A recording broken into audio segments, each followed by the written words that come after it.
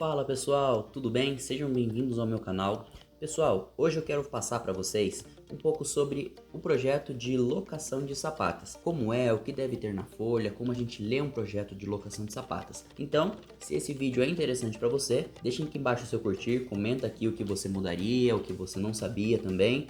Manda esse vídeo para alguém que você conhece, que também está na área da construção civil e principalmente se inscreva aqui no meu canal. Então, bora pro vídeo. Bom pessoal, então essa daqui é a cara de um projeto de locação de sapatas. Perceba que é um projeto bem limpo. A gente tem aqui basicamente a locação mesmo, né, das sapatas. Aqui do lado a gente tem alguns detalhes e o nosso carimbo. Vamos começar aqui então, primeiro pelos eixos, que é um dos pontos mais importantes que se deve ter aqui num projeto de locação. Seja ele de locação de pilar ou de locação de sapata. Os eixos eles são verticais e horizontais. Para os eixos verticais eu utilizei aqui números para nomear eles, né? Então eu tenho aqui do eixo 1 até o eixo 5. Já os eixos horizontais eu utilizei letras. Então ele começa aqui do eixo A, do eixo B, C e vai até o eixo I. O eixo ele é muito importante para que a gente consiga encontrar exatamente aonde vai ficar o centro de cada sapata para essa situação, que é uma locação de sapatas. Se fosse uma locação de pilar, funcionaria da mesma forma. O que é importante além dos eixos? Cotar a distância de um eixo até o outro eixo. Esses eixos eles vão virar aquelas linhas de pedreiro que vão ficar pregadas no gabarito. Então o pedreiro ele vai colocar um prego exatamente no primeiro eixo, vai esticar esse eixo aqui de um lado para o outro. Ele vai medir da linha que ele colocou até o próximo eixo, vai colocar um prego e vai esticar a próxima linha. Por isso é importante que haja uma cota de um eixo até o outro. Então nessa situação aqui, por exemplo, do eixo A até o eixo B, a gente tem 146 centímetros. Do eixo B até o eixo C, 152 centímetros. A mesma coisa vale para os eixos na outra posição. No caso aqui, do eixo 1 até o eixo 2, eu tenho 118 centímetros. Do 2 até o 3, eu tenho 318 centímetros e assim por diante. Eu acabo colocando também algumas outras cotas, né, para facilitar na conferência. Na hora que for esquadrejar a obra, na hora que for confirmar para ver se esses eixos também eles estão retos, né, no caso na vertical e na horizontal. Bom, um ponto importante também, que vocês provavelmente já repararam, é que as cotas aqui elas estão em centímetros. Por que de estarem em centímetros? Basicamente para a gente conseguir uma maior precisão na hora da gente esticar lá a trena para saber exatamente as distâncias. Quando a gente coloca em metros, pode ser que o pedreiro ele acabe arredondando para mais ou para menos. Então a gente colocando aqui em centímetros, ele entende que a gente precisa manter um nível de precisão aqui maior. Então todo o projeto ele está em centímetros, tanto as cotas aqui dos eixos, quanto também as medidas das sapatas. Agora a gente vai entender como que funciona na obra, como que o pessoal acaba alocando a sapata utilizando aqui esse projeto. Vamos começar aqui então pelo pilar 1. Que refere-se à sapata 1. Aqui a gente vê que a linha do eixo horizontal e a linha do eixo vertical, eles estão exatamente no centro de cada sapata. Então na obra existem várias maneiras, né, do pedreiro ele acabar alocando essa sapata. Mas um bem conhecido, né, eles pegam essa interseção aqui desse eixo e descem aqui um prumo de ponta. Eles marcam na terra o centro e a partir daquele centro eles jogam aqui, por exemplo, nessa situação que é uma sapata de 80 por 80, eles jogam 40 centímetros para cima, 40 para baixo, 40 para um lado, 40 para o outro e colocam aqui a sapata, tá? Essa é uma maneira. Tem também quem utilize aqueles gabaritos de madeira com a medida da sapata, eles pregam, fazem esse quadrado e colocam lá de acordo com os eixos, também facilita bastante. Então é assim que se lê. Mas Marcelo, na obra, como o pedreiro vai saber que essa linha está exatamente no centro? Porque no computador é uma coisa, a gente está olhando, a gente está vendo, né? A gente pega uma treninha lá no programa, a gente mete, a gente sabe que está no centro. Mas e na obra? O pedreiro não tem essa facilidade. Quando a sapata ela está deslocada, tanto na horizontal quanto na vertical, na hora que nós estamos fazendo o projeto, nós já deixamos aqui uma cota dizendo o quanto ela está deslocada. Um exemplo aqui é do pilar 4, que refere-se à sapata 4. Tá vendo que no eixo vertical ele está deslocado aqui do centro, e também isso acontece no eixo horizontal, na hora que eu estava fazendo o projeto, eu já percebi isso, então eu deixei aqui uma cota, dizendo o quanto ele está deslocado. Então dessa linha vertical, ele está deslocado aqui 6 centímetros, e da linha horizontal, ele também está deslocado 6 centímetros. Então o pedreiro vai ver que essa cota ela começa desse lado e vai até o eixo, e aqui começa de baixo e vai até o eixo da sapata. Então ele sabe que está deslocado essa medida. Aí ele já consegue locar também. Tem situações que vai estar bem deslocado, tá? Um exemplo aqui, ó, é do pilar 7, que refere-se à sapata 7. Tá vendo que no eixo horizontal ele está no centro. Como eu sei isso, eu não deixei nenhuma cota. Então o pedreiro vai bater o olho e vai saber que está no centro. Já para o eixo vertical, ele está aqui, ó, deslocado 133 centímetros.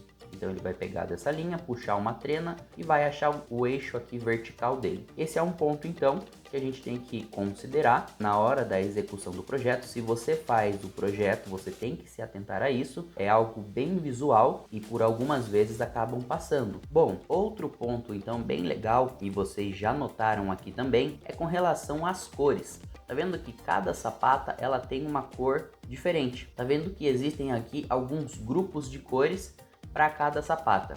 Isso aqui é bem bacana para a gente representar o nível que cada sapata vai estar. Então, por exemplo, as sapatas azuis aqui, todas elas têm um nível de 55 centímetros abaixo do nível 0. Então o pedreiro sabe que a sapata 1 ele vai ter que cavar 55, a sapata 5 também vai ter que cavar 55, a 13, 55. Já a sapata 3 ele vai ter que cavar 60. Então aqui a gente já tem uma cor diferente. A sapata 9 ele vai ter que cavar 65. Então a gente tem aqui outra cor. Então isso aqui facilita, né? Além da escrita de estar aqui dizendo quanto vai se ter que cavar, o pedreiro bate o olho e ele já sabe que cada sapata tem uma cota a ser cavada. E aqui ele consegue encontrar com facilidade. Para ajudar mais ainda, nós deixamos aqui uma legenda de níveis. Então, por exemplo, a sapata que tem essa cor, ela tem um DF, e eu já vou explicar o que significa esse DF, tá?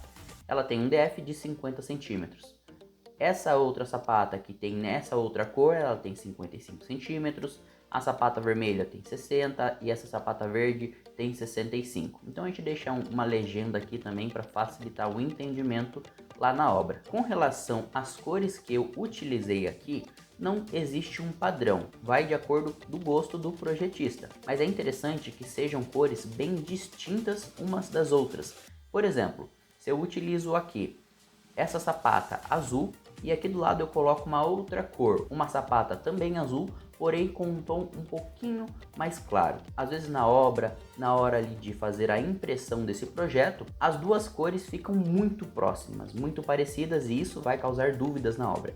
Então é importante que cada cor tenha uma diferença bem grande. O próximo ponto agora também que a gente vai focar na locação de sapatas são os nomes. Tá vendo que aqui eu coloquei o P1, que é o nome deste pilar, e coloquei também aqui entre parênteses S1.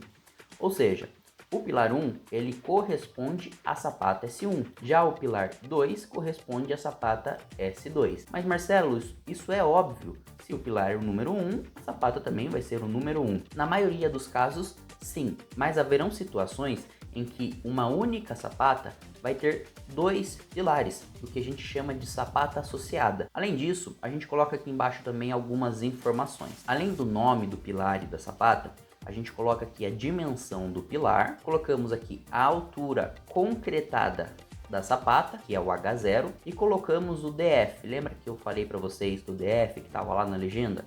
Então, ele aparece aqui agora. O DF é basicamente a altura do fundo da sapata até a altura da viga baldrame, ou seja, aonde vai acabar aquele pescoço da sapata. Existem situações que vai ter aqui no projeto o H0 e vai ter embaixo H1. Para a gente entender, a gente precisa olhar aqui no nosso cortezinho. corte de sapato. No projeto que eu vou executar, todas as sapatas elas são quadradas e elas têm uma única altura, ou seja, elas têm apenas o H0. Ela não tem aquela saia aqui embaixo, tradicional da sapata, mas tem situações que as sapatas elas são feitas com esse colarinho aqui embaixo. Então, existe uma medida H0, que é dessa parte de baixo aqui do colarinho ou da saia da sapata, e tem aqui também o H1, que vai da base da sapata até o final desse chanfro aqui. E aí o DF, que é igual para as duas situações. Então o DF ele vai da base da sapata até o topo aqui, o final daquele pescoço. Eu deixei aqui esse corte da sapata aparecendo o H1 propositalmente apenas para mostrar aqui para vocês que existe essa situação e ela é muito comum. Mas no projeto que eu vou executar, o tipo de sapata que vai ser executado é somente esse mesmo, tá? Sem esse colarinho aqui embaixo. Bom, pessoal, para finalizar então, a gente pode colocar alguns detalhes genéricos, algumas observações, algumas notas que a gente queira mandar para a obra, para eles ficarem atentos. No meu projeto, né, eu coloquei aqui um detalhe de destaque. Marcelo do céu, a gente está falando de sapatas, é uma locação de sapatas. Por que raios foi aparecer uma estaca nesse projeto então? Aqui foi um jogo estrutural que eu preferi fazer para não precisar fazer uma outra sapata. Tá vendo que aqui eu tenho uma estaca diâmetro de 25 e aqui embaixo eu também tenho uma estaca com diâmetro de 25. Eu tenho duas estacas nesse projeto de sapato. Porém, exatamente aqui onde passa essa linha de eixo, existe uma viga baldrame. Essa viga baldrame, ela recebe outras vigas baldrames, além de sustentar também uma carga de parede em cima dela. Isso fez com que essa viga ela recebesse altas cargas e ela se deformasse além do permitido. Uma alternativa que eu encontrei, que também é muito utilizada, é colocar um apoio para essa viga. Como eu coloquei as estacas, eu preciso dizer qual a altura da estaca e dar alguns detalhes também delas, né? Então eu coloquei aqui, essa ferragem dessa estaca vai ter comprimento aqui de 1 metro, né? Apenas uma ferragem de ligação. Vou ter aqui os estribos, coloquei, aqui a profundidade dela, 3 metros de comprimento, tá? Escavada 3 metros. Coloquei aqui o diâmetro de 25, o diâmetro aqui do estribo, enfim. Coloquei algumas informações dessa estaca. O meu projeto, como um todo, eu gosto de manter ele bem limpo, eu tento limpar o máximo possível, lembrando também que é um projeto que eu vou estar na obra praticamente todos os dias, então a gente vai ter um acompanhamento rigoroso em cima do projeto, mas basicamente eu prefiro deixar então aqui uma folha bem mais limpa. Esse daqui é uma folha A2 que eu estou utilizando aqui a escala de 1:50, tá? Fica bem fácil de olhar, de ler as letras na obra, né? As letras aqui com o tamanho correto, os detalhes também aqui todos na 1:50 com o tamanho correto. Então esse daqui é um projeto de locação. Comenta aqui embaixo o que você achou, o que você mudaria, o que você acrescentaria ou eventualmente você excluiria, acha desnecessário na folha. Deixa aqui embaixo também o seu curtir, manda esse vídeo para alguém, se inscreva no meu canal, ativa o sininho para acompanhar a execução desse projeto que eu vou postar, então ativa aqui o sininho para não perder nenhum vídeo. Beleza, pessoal? Muito obrigado por terem assistido até aqui e até a próxima.